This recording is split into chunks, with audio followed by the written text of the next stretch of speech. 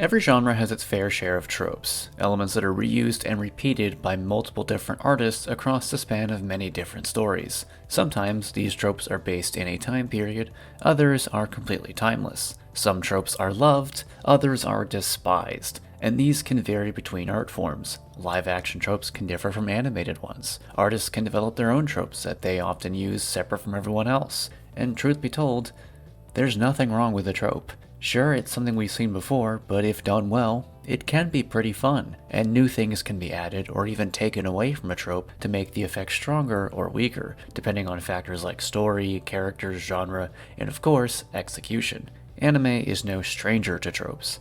Bouncing fan service, shouting the name of your attack, a character being seated in the corner of a classroom by the window, these are elements we've seen plenty of times. They have their fans, their haters, and those who don't care.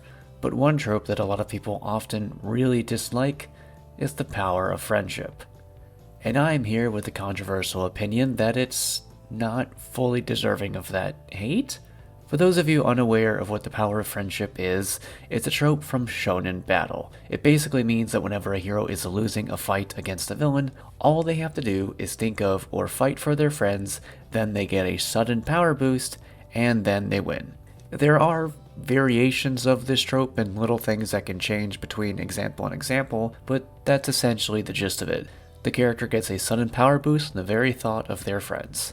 As with a lot of tropes from shonen battle, it's pretty cheesy, but unlike attack names or ridiculous hair, it's the kind of cheese that a lot of people have cast aside, and frankly I don't think that's fair. As with every trope, or really any element of fiction ever, it can be used to great effect if done right.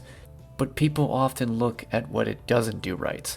And in their defense, there are a lot of series and examples where that's the case. I think the biggest example that comes to most people's minds is Fairy Tail. Now, forewarning, I do enjoy Fairy Tail, and I think it gets some unwarranted hate thrown towards it. It's still an enjoyable show with a likable cast of characters. But it does really overuse that trope. It practically wrote the book on the power of friendship. Characters left and right will find themselves in difficult situations, whether their magic is low or even completely gone, and the villains have a clear advantage. Then they think of their friends and win the day. At first, it can be kind of epic to have the heroes suddenly turn things around. We are allowed to enjoy mindless things after all, and watching villains get trounced, whether it makes sense or not, can be one of those things. We do watch shonen battle for something kind of mindless, so it does deliver on that aspect. But it's very common with little variation, thus making things stale. There are examples where it works, particularly when said friends actually jump in to help in some way. It's the power of friendship, so teaming up with your friends gives an obvious extra edge. But for the one-on-one fights, which Fairy Tail and shonen battle in general is full of, the trope can come off pretty lazy. And no, I'm not only talking about Fairy Tail for these examples. A lot of this criticism can be just as easily thrown at other series. It comes off as a cop-out for the writer to get their characters out of a difficult situation without really thinking about it, and it's never really explained. If it was said that the character got a sudden boost of adrenaline, or they were actually absorbing energy from the air because they were so determined and they don't want to fail their friends and allies, then it can work, as long as it's an established thing that characters can do. But that's not usually how it's used, and that's why people have a problem. It comes off as lazy, and makes fights a lot less of a struggle, and therefore less interesting. And while people love to throw Fairy Tail under the bus for using this trope, there's another anime that's just about as guilty. Its older brother, One Piece. Everyone loves One Piece, right? That doesn't excuse the fact that these characters push themselves beyond limits that were previously established simply because they care about each other. You can't jump on Fairy Tail while excusing One Piece of doing the same damn thing. But I said the trope isn't that bad, right? So when and where do I think the trope works? Again, it all comes down to execution, and when it really works is when teamwork is a big factor.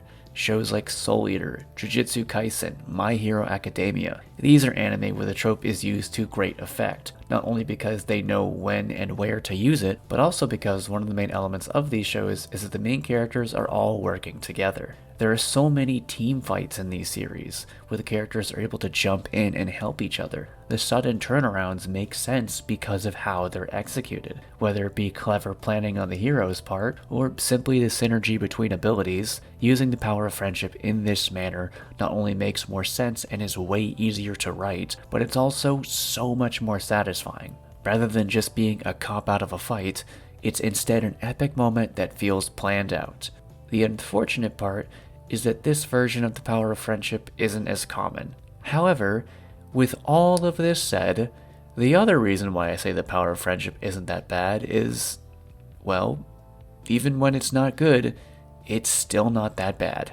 In the grand scheme of things, what do we lose when the power of friendship isn't good? We lose some of the tension in a fight, and we get something that's a bit forced. But even the bad examples can be pretty epic if you just turn your brain off. Like I said earlier, we don't often go into action anime to get something that'll change our way of thinking or challenge us as people, but instead, we want something cool and flashy. And the bad examples in series like Fairy Tail and One Piece give us that, something cool and flashy. When I think of the worst anime tropes, the power of friendship doesn't even cross my mind. It can at least work, and even when it doesn't work, it can still work.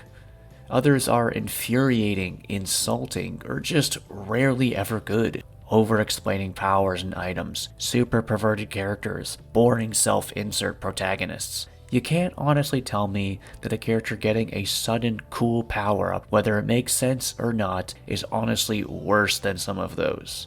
The power of friendship, at its worst, is mindless and stupid. Other tropes take away so much from an entire series instead of just a few fights. So many isekai have boring protagonists to act as self-inserts, thus ruining a major portion of the work. Perverted characters are rarely likable and can have some pretty nasty real-world applications. Over-explaining takes time away from an episode. How about the 1,000-year-old lolly? That trope's pretty messed up. The trap? Oh, don't you worry. A video on that one is coming soon. Ultra-dense heroes can often feel less like characters and instead just a brick wall who's too stupid to even function. This is why Goku in Super is so frustrating. All of those take so much more from a series than the power of friendship. So, no, I personally don't think it's that bad. While it can be annoying, at the end of the day, it can also be done well. There is power in friendship after all, and that's totally fine with me. Usually.